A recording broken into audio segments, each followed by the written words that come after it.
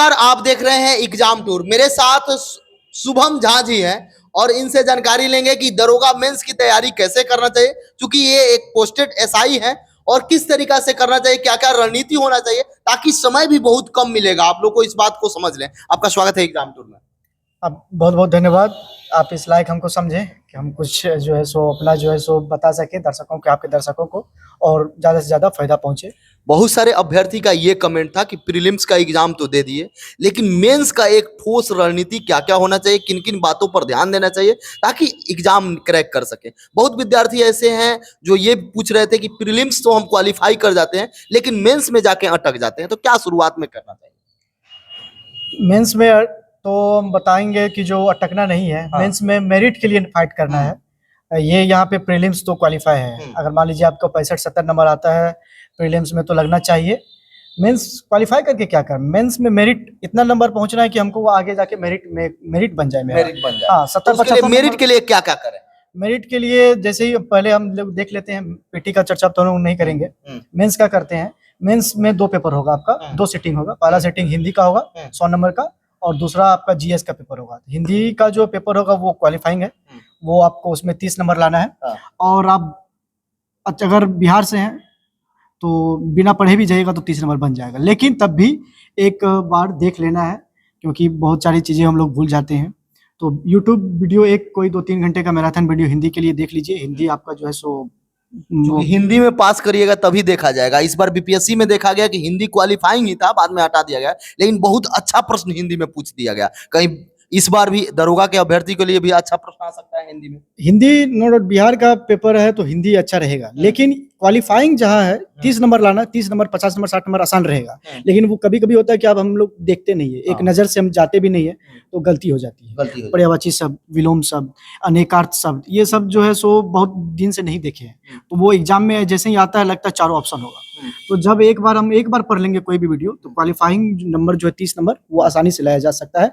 और अगर मान लीजिए आप जीके में बहुत तो मतलब 30 मार्क खान है, लेकिन 29 नंबर पे हिंदी में रह गए, तो आपका तो पेपर ही चेक नहीं होगा। तो वहीं से आप वापस होगा। तो क्यों हम उतना रिस्क ले? एक वीडियो अगर हम आप 10-10 15-15 मिनट का हिंदी का डेली देखें, तो हम जो है सो अपना 30 नंबर ला सकते हैं। अब जीएस पेपर के लिए जो जिसमें आपको मेरिट बनाना है, इसमें जितना स्कोर कर पाइएगा मैक्सिमम वो आपके लिए लाभकारी होगा। इसके लिए क्या रणनीति आपका था?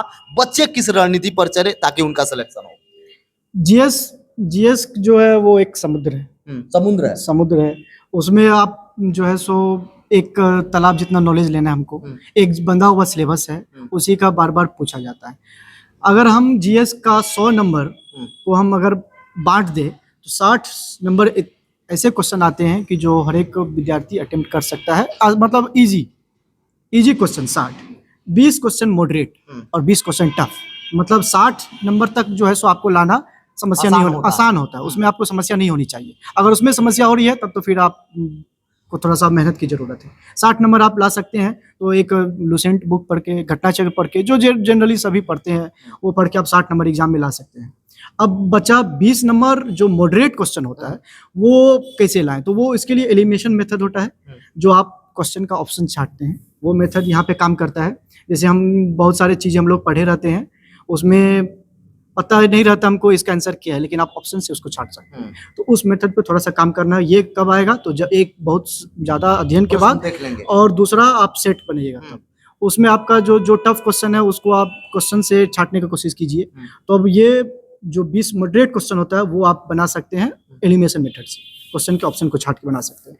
और सबसे ज़्यादा होता है एग्जाम में पेशेंस रखना। जैसे एग्जाम का 4 सेट होता है ABCD करके। तो क्या होता है कि जो किसी सेट में शुरुआत में आपका हिस्ट्री आ गया, पॉलिटी आ गया, तो वो सेक्शन उसको बनते जाता है शुरुआत में, तो एक हौसला बनते जाता है, अच्छा नंबर स्कोर हो जाता है। मतलब ये देखा गया है कि जिसे आप जो बता रहे थे, किसी सेक्शन का हार्ड प्रश्न आ गया और किसी विद्यार्थी को 2-4 प्रश्न भास्ट मिल गया जो उसको याद नहीं है, उसके बाद वो साफ हतोत्साहित हो जाते हैं, उनको लगता है कि अब मेरे से बनेगा ही नहीं। हाँ, यही बात है कि जो किसी के सेक्शन में मान लीजिए ABC में पहला इकोनॉमिक्स का सेक्शन आ गया, स्टैटिक जीके आ गया, शुरुआत में ऐसा जीके आ गया कि आप कोई जो कभी सुने नहीं है, पढ़े नहीं है, देखे नहीं है, तो वो सबके लिए टफ होता है।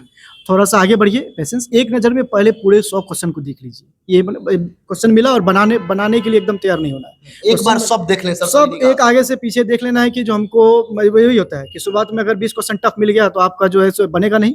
20 में मान लीजिए 5 ही आप कर पाए, 4 ही कर पाए, तो आपका सुबह से ही लग जाता है 20 क्वेश्चन तो मेरा गया, अब हमको 80 क्वेश्चन आगे देखना है। तो ये वहाँ पे थोड़ा सा प्रेशर हो जाता है एग्जाम का, जिस कारण अच्छे विद्यार्थी जो है सो नहीं कर पाते हैं। तो पहले 100 क्वेश्चन को देख लेना है।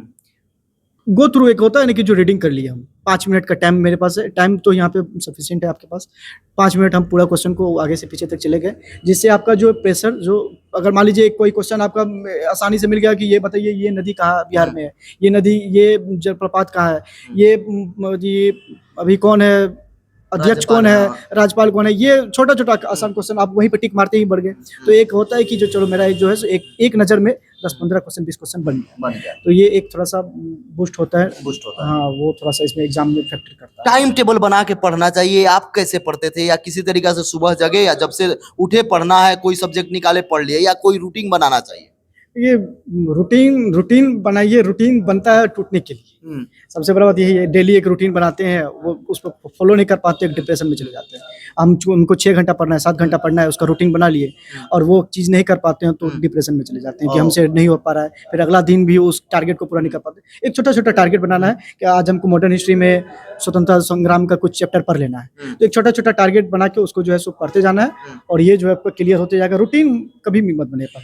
अब जिसे पीटी का एग्जाम दे दिए, मेंस की तैयारी में क्या शुरू से ही सेट प्रैक्टिस करना चाहिए या कुछ पढ़ लेने के बाद सेट प्रैक्टिस करना चाहिए? क्योंकि सिलेबस तो लगभग सेम होता है, हिंदी हटा दिया जाए तो। देखिए, जो प्री क्वालिफाई करेगा वो उसका तैयारी तो हो गया। हाँ।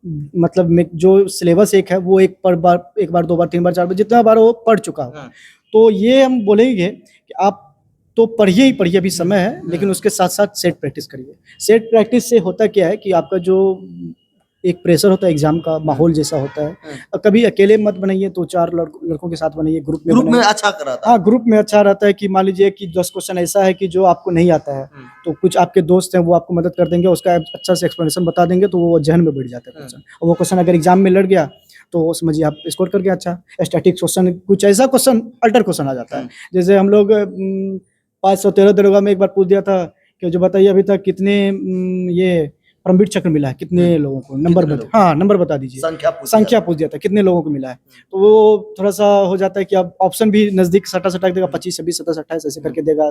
तो वो सब क्वेश्चन अगर कोई आपको डिस्कशन में बता देता है तो वो माइंड में सेट हो जाता है। मतलब डिस्कशन भी करना चाहिए। डिस्कशन तो अगर मान लीजिए 2 घंटा आप सेट कर रहे हैं तो उसका 2-3 घंटा डिस्कशन करना ही करना चाहिए। आप कौन सा सेट प्रैक्टिस किए थे? सेट तो हम लोग किए थे, किरण पब्लिकेशन का सेट आता था। किरण का सेट ऑथेंटिक रहता है कि उसमें आपका एक बैलेंस सेट रहता है। वो ना ज्यादा टफ डालता है ना ज्यादा आसान डालता है, मॉडरेट एग्जाम लेवल पे पकड़ता है किरण का। तो हम लोग किरण किए थे, लेकिन हम लोग सेट तो बहुत सारा बनाए थे, नंबर ऑफ सेट्स का तो दिक्कत है, लेकिन किरण बनाए थे।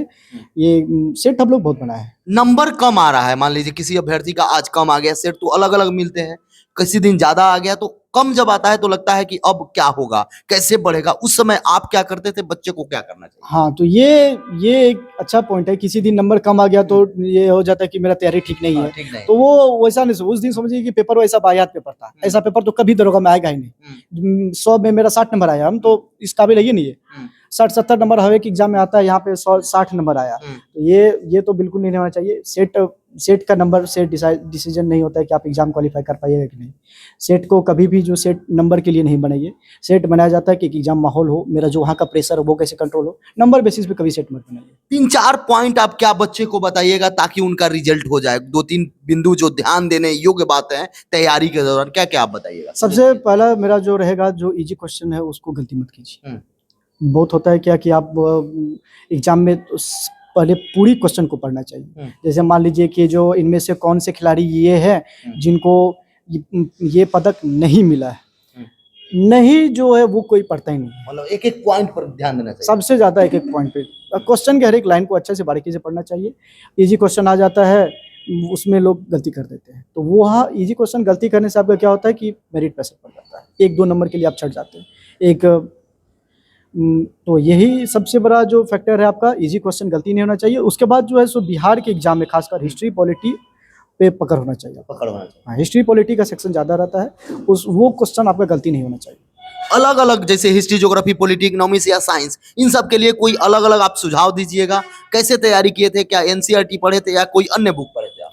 नहीं, तो हम लोग को बुक तो लिमिटेड था, एक ही बुक को, कोई भी बुक पकड़िए उसको बार बार पढ़िए, बार बार पढ़िए, हाँ एक बार बुक बार को पढ़िए, बार एक ही बुक, कोई बुक हो। कोई बोलता है कि लुसेंट का इकोनॉमिक्स ठीक नहीं है, सही बात है कि ठीक नहीं है, लेकिन अगर उसी इकोनॉमिक्स को हम 10 से 15 बार पढ़ रहे हैं, लुसेंट के इकोनॉमिक्स के ही, तो उससे आपको लगेगा कि जो नहीं, हम इकोनॉमिक्स में बहुत ज़्यादा जान रहे हैं अब। तो एक ही चीज़ को बार बार पढ़ने से ही होता है। बुक कोई मायने नहीं रखता है, हर एक बुक अच्छा ही है, कोई बुक उठाइए लेकिन उसको 15 से 20 बार पढ़िए। चाहे आप क्रॉन पढ़ते हैं, लुसेंट पढ़ते हैं, ऑब्जेक्टिव पढ़ते हैं, लुसेंट का घटना चक्र पढ़ते हैं, या हम लोग का तो ऐसा स्टूडेंट से सामना हुआ है कि जो सिर्फ घटना चित्र पढ़ के ही अपना रिजल्ट, उसमें सिर्फ क्वेश्चन ही है लेकिन उसका क्वेश्चन का एक्सप्लेनेशन पढ़ पढ़ के रिजल्ट ले आया। तो बुक कोई भी पढ़िए, उसको मल्टीपल स्टैम्प पढ़िए। जो भी डबल स्टार के चाहत रखते हैं, तैयारी कर रहे हैं, किसी भी प्रकार का कोई मन में डाउट हो, कोई प्रश्न हो, लगे कि मैं सर से नहीं पूछ पाया, तो फिर आप किसी कमेंट बॉक्स में कमेंट कीजिएगा, फिर अगला इंटरव्यू में मैं शामिल करूंगा। सर, समय देने के लिए बहुत बहुत धन्यवाद। आपका भी बहुत बहुत धन्यवाद, और जो क्वेश्चन हो कमेंट बॉक्स में डालिए, उसका जवाब देने के लिए हम फिर मिलते हैं आप लोगों से।